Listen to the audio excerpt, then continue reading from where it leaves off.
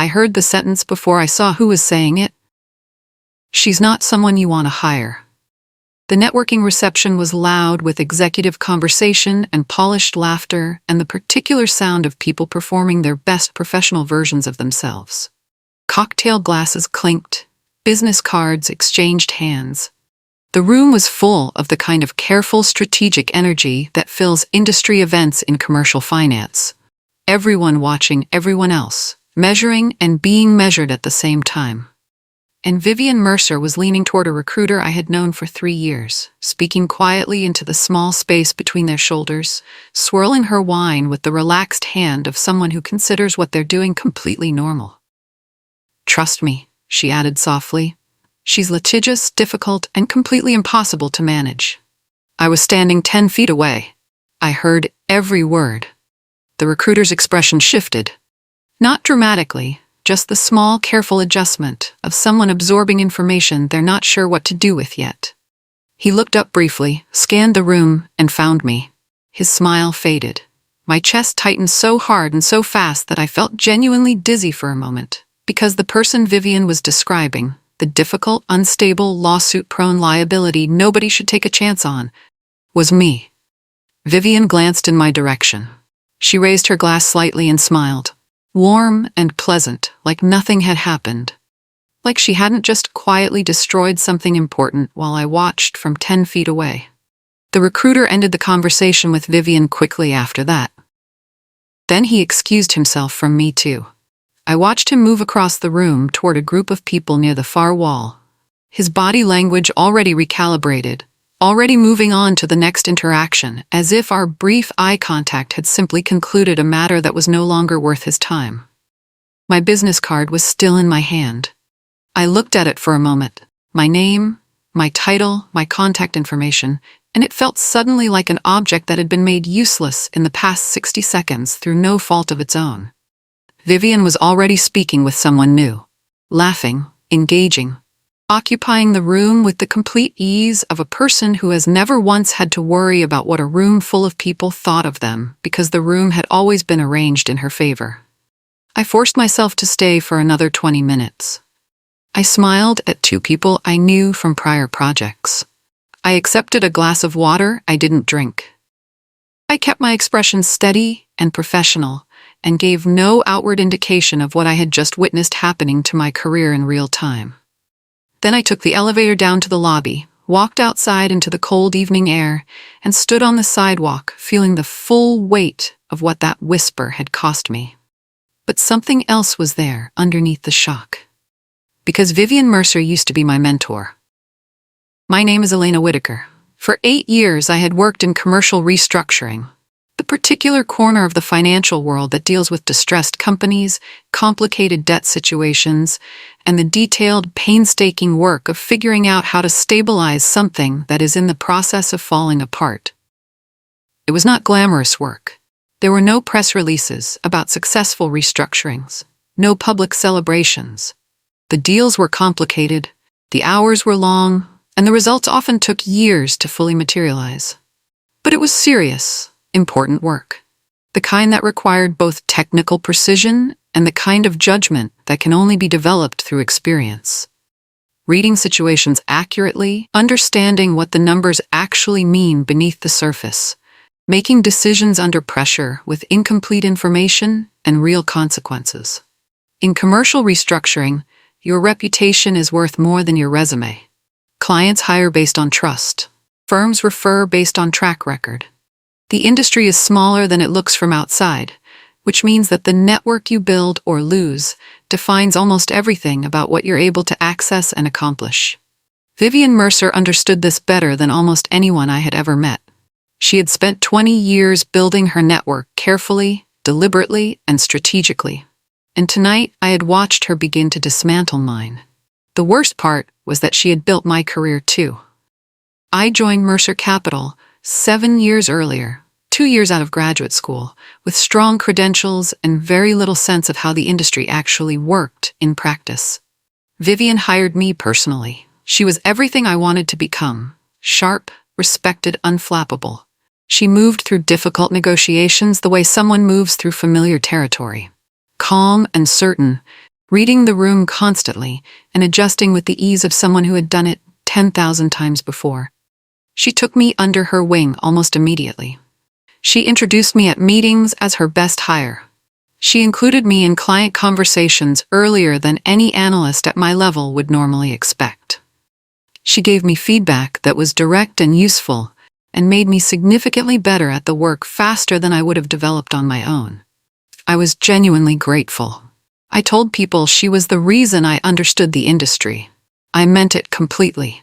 When she praised my work to senior partners, I felt like I had found the kind of mentor that most people spend careers hoping to find and never do.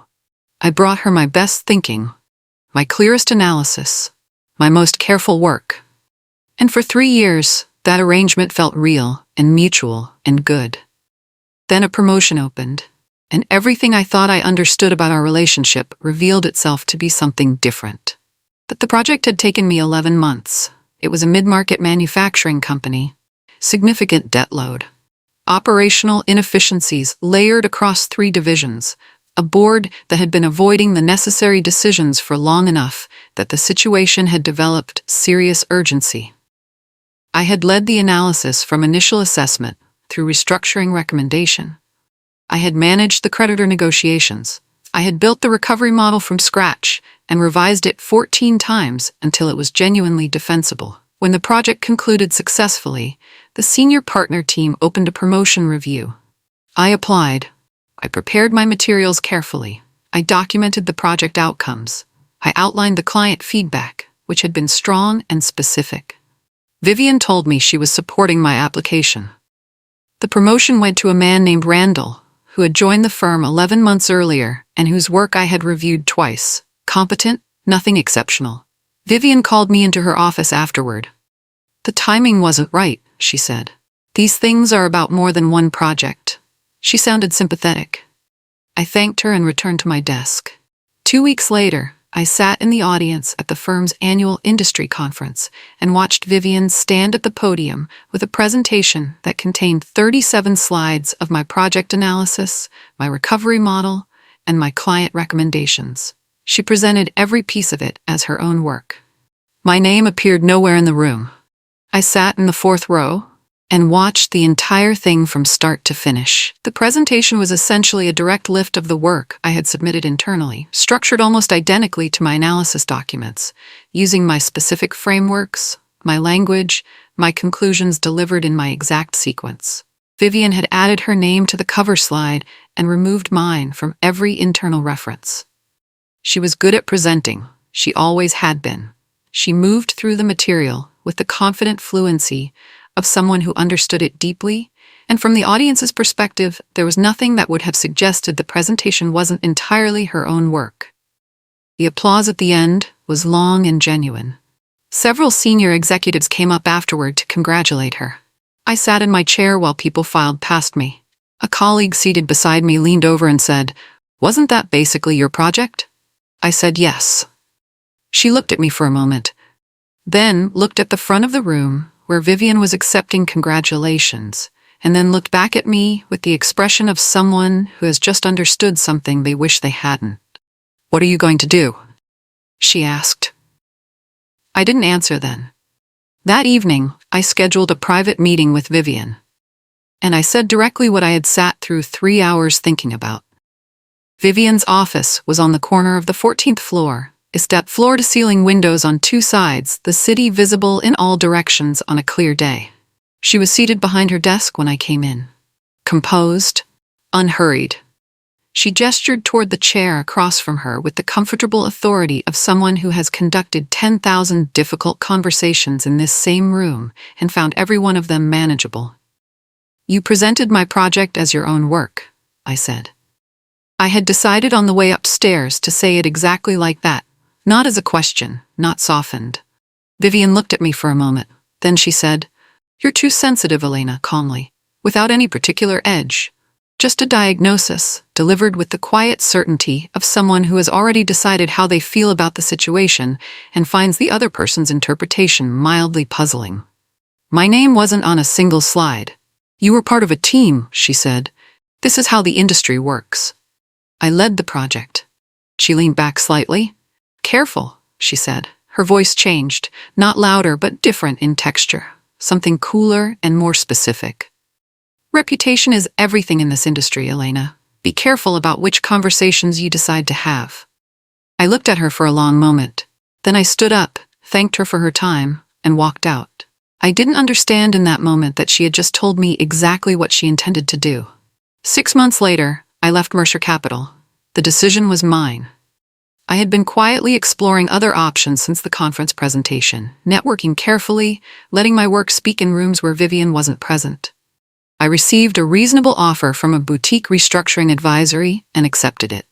I left professionally. I gave full notice.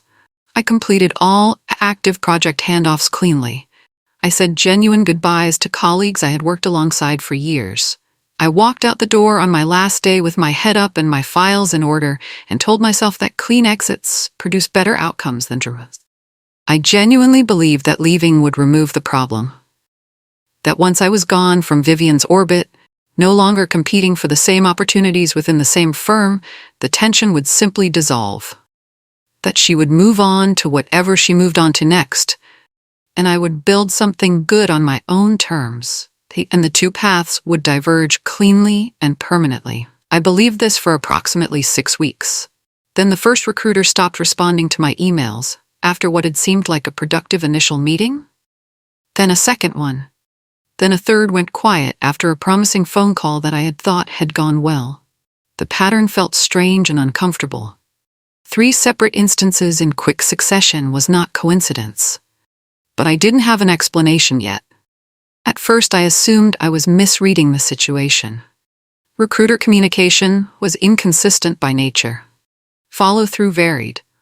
Timing shifted based on client priorities. There were 100 legitimate reasons why 3 separate conversations might fade without explanation in the same 6-week period. I told myself this and kept working, kept sending introductory materials to firms I was interested in, kept attending industry events, kept trying to have the conversations that would open the next chapter of my career. But the silence accumulated. A firm whose managing partner had expressed genuine interest in my background stopped returning calls after their team had what I was told was a reference check phase. A second firm declined a meeting without explanation after an initial warm response. A third, which had reached out to me first, went completely quiet without acknowledgement. Each one individually was explainable. Together they formed a shape I couldn't ignore. And then there was the networking reception. The room full of executives and recruiters and polished smiles, and Vivian's voice carrying across 10 feet of crowded space. She's not someone you want to hire. After I stood on that sidewalk for 10 minutes trying to steady my breathing, I walked back to my apartment and thought about every recruiter conversation that had ended without explanation over the previous months, and understood, for the first time, that I had been watching a campaign in progress without knowing the campaign had started. The words were always specific enough to do damage and vague enough to be impossible to directly disprove. She's difficult to work with. She creates conflict in teams. She's been in legal disputes with former employers. She's talented but high maintenance, not worth the management cost. I had not been in any legal dispute with any employer. I had never been formally disciplined at any firm I had worked for. Every performance review I had received was on record and accessible. None of that mattered, because in a relationship-driven industry where hiring decisions are heavily influenced by informal recommendations and word-of-mouth networks, a rumor doesn't need to be verified to be effective. It simply needs to be heard from a credible source at the right moment in a decision process. And Vivian Mercer was one of the most credible voices in our industry. She had spent 20 years building that credibility. She was now spending it, quietly, strategically, in the private conversations that happened between cocktail receptions and coffee meetings, to prevent me from finding work. I understood all of this with complete clarity by the time I finished thinking it through. The question was not whether it was happening. The question was what I could do about it. The isolation settled in over the following weeks in a specific, grinding way. It wasn't dramatic. Nobody announced that I was being excluded. There were no official communications, no formal decisions, Nothing visible enough to point at and challenge directly. Just the silence. Phone calls not returned. Email threads that went dead. Connections that slowly became unavailable. The steady, quiet contraction of professional access that happens when the right person in a network has decided you should be on the outside of it. My confidence, which had always been one of my functional strengths, started to develop genuine cracks. Not loud ones. I didn't break down, I didn't stop working, I didn't become someone who couldn't function. But I started second-guessing things I had previously trusted about myself. Questioning whether the assessment Vivian was spreading had some grain of truth I wasn't seeing. That part, the self-doubt she was engineering from a distance, was probably the most effective piece of the whole strategy. Then a recruiter named Felix Okafor called me. I had worked with him briefly several years earlier and had always found him honest in the specific, occasionally uncomfortable way that genuinely useful people tend to be honest. He asked if I had time for a quick conversation. I said yes. He said he had heard something he thought I should know about. We met at a coffee shop near his office on a Thursday afternoon. Felix sat across from me and looked uncomfortable in the way people look when they've decided to say something they know will be difficult to hear. "I've been getting calls," he said, "from Vivian Mercer." I kept my expression still. "She's been contacting people in my network," he continued. "Recruiters, hiring managers, a couple of board-level contacts. The message is consistent." "What is she saying?" he told me. The specific language he repeated matched almost exactly what I had overheard at the networking reception. Difficult to manage. History of conflict.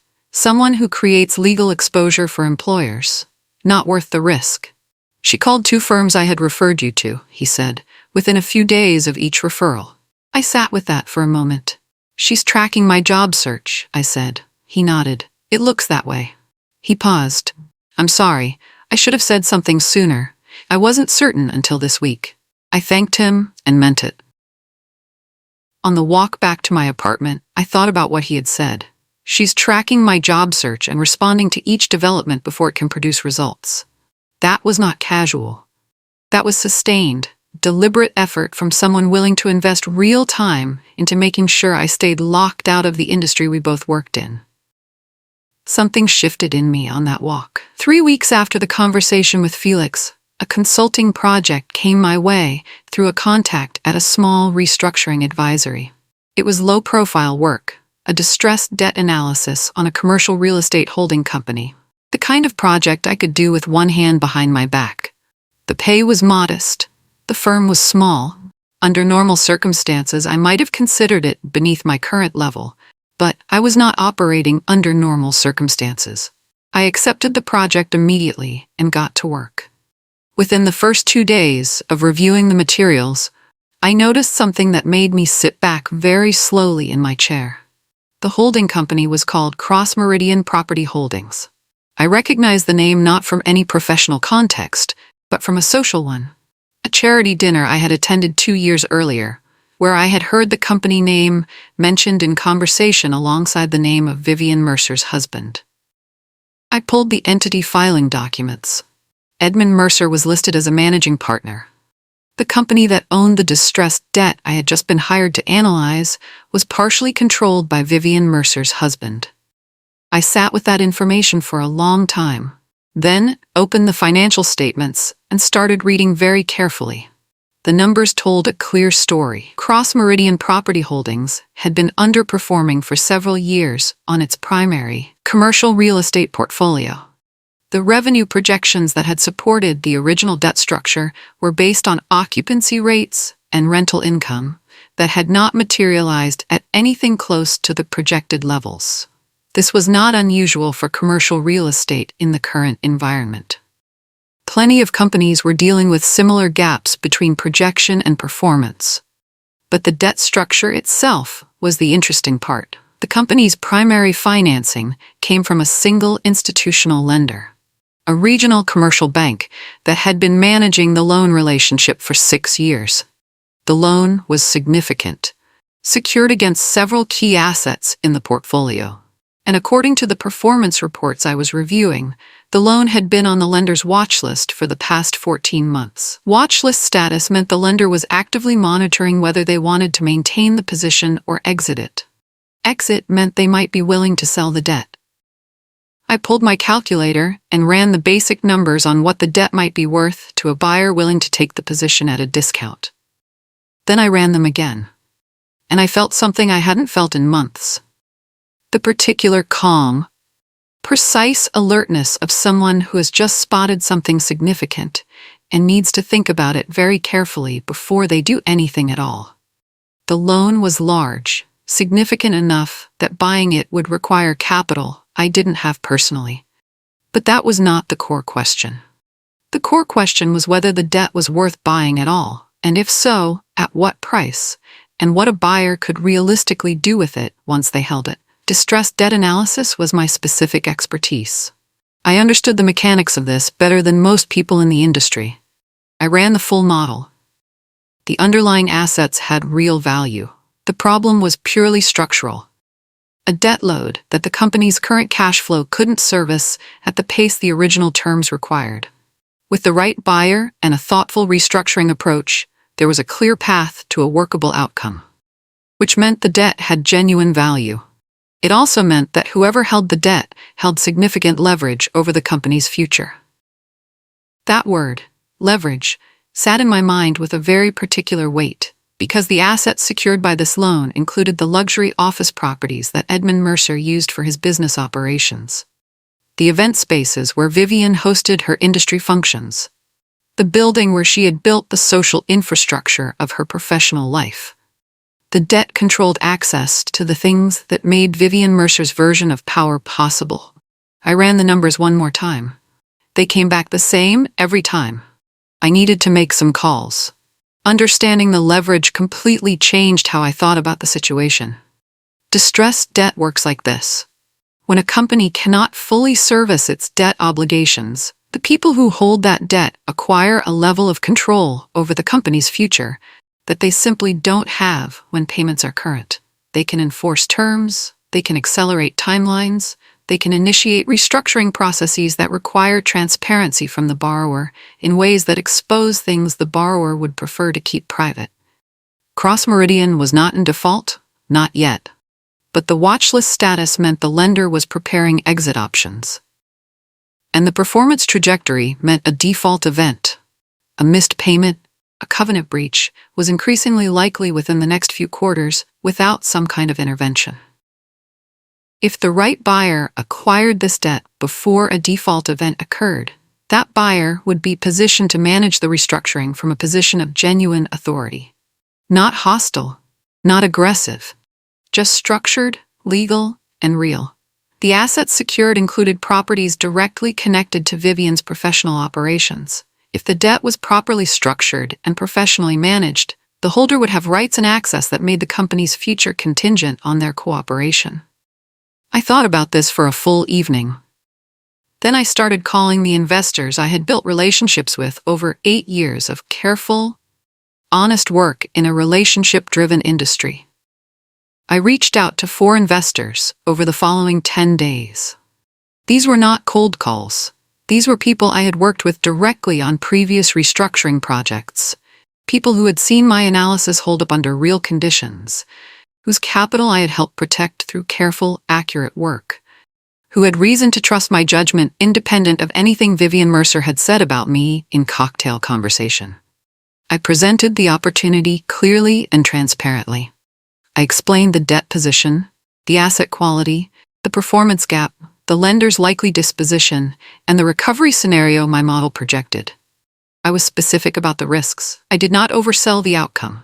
3 of the 4 were interested. They asked the standard questions: timeline, capital structure, downside scenarios, my proposed role in managing the process. I answered everything honestly and completely. One investor, a methodical woman named Adaze, who had worked with me on 2 previous deals, looked at my analysis for a long time before she said anything. "This is good work," she said finally. "This is the kind of analysis you always bring." "Thank you. The opportunity is real," she said. "I'm in."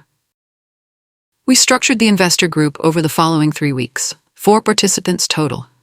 Capital commitments confirmed, Legal documentation prepared by an outside counsel I had used previously and trusted completely. Then we approached the lender. The lender's response took 3 months from initial contact to final agreement. That is not unusual for a transaction of this size and complexity. Institutional lenders move carefully when selling distressed positions. There are internal approval processes, risk committee reviews, external valuation requirements, legal documentation that must be completed in the correct sequence. I had managed this type of process before. I knew what each stage required and how to keep things moving without pushing in ways that created resistance. We submitted our initial indication of interest. We completed the due diligence materials. We responded to 3 rounds of questions from the lender's credit team. We revised our pricing once, within a range that still worked for our investor group based on the recovery model. Throughout the entire process, 3 months of careful, professional financial work, Vivian continued her campaign against my reputation. Felix Okafor sent me a brief message in the 2nd month of the process letting me know she had called a board chairman he was close to. "She told him you were toxic," he wrote, her exact word. I read the message and made a note in my file and kept working on the transaction documents, because I was no longer trying to defend my name in the spaces where Vivian operated. I was building something she hadn't seen coming. 3 months after our initial approach, the lender accepted our offer. We owned the debt.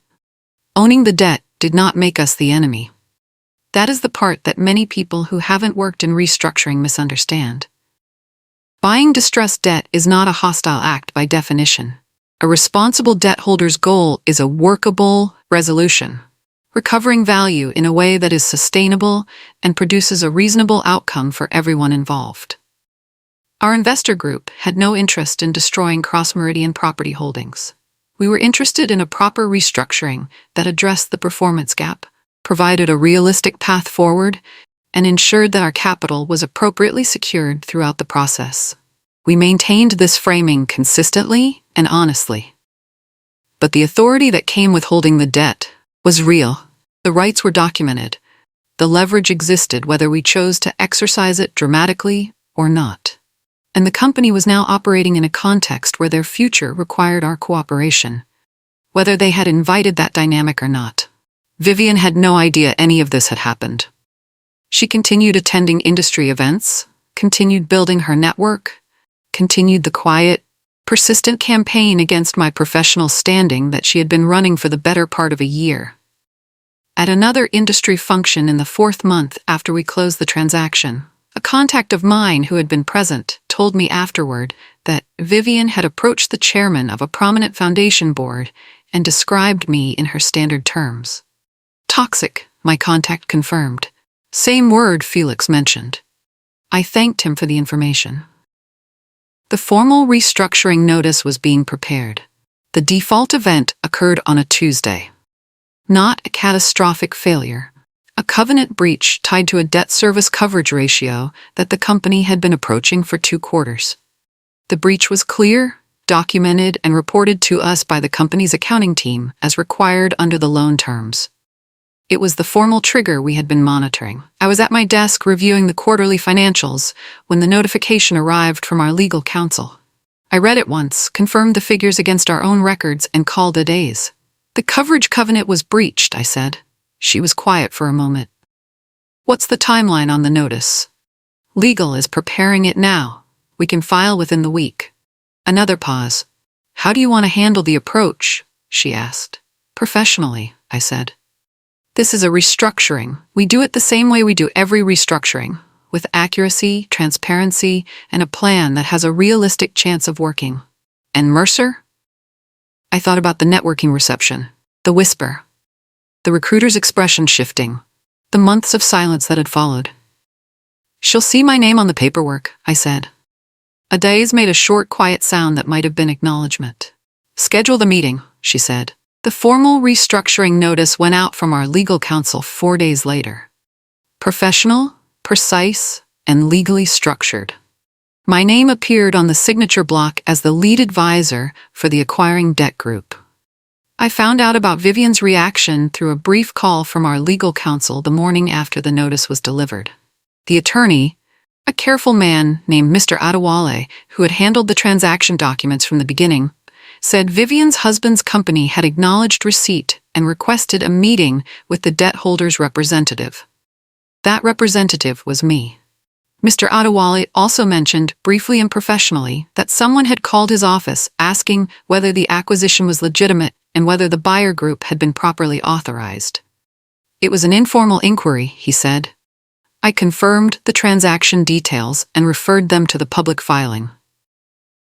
Who made the inquiry? I asked. A pause. The call came from a number registered to Mercer Capital, he said. I sat with that for a moment. Then I confirmed the meeting time with him and hung up. She had seen my name on the documents. She had understood immediately what it meant. And her first response had been to try to challenge the legitimacy of the transaction rather than engage with the reality of it. The pattern was familiar. When Vivian encountered something she couldn't manage socially, she tried to undermine its validity. But this was not a social situation. This was a legal, documented financial transaction. The meeting was held in a neutral conference room at Mr. Adewale's firm. Our investor group was represented by me and by a Daisy, who had flown in specifically for the occasion. Mr. Adewale sat to my right. 2 members of the Cross Meridian legal team sat across from us. Vivian walked in behind them. She was dressed sharply. She was composed. Whatever internal reaction had occurred when she first saw my name on the paperwork had been thoroughly managed and replaced with the controlled, professional surface she had always been good at producing on demand. She looked at me across the conference table. You did this, she said. It wasn't a question. We acquired the debt. I said, yes. This is personal. The transaction was reviewed by multiple parties and found to be financially sound, I said. The covenant breach is documented. The restructuring process is standard for this type of position. You're doing this because of our history.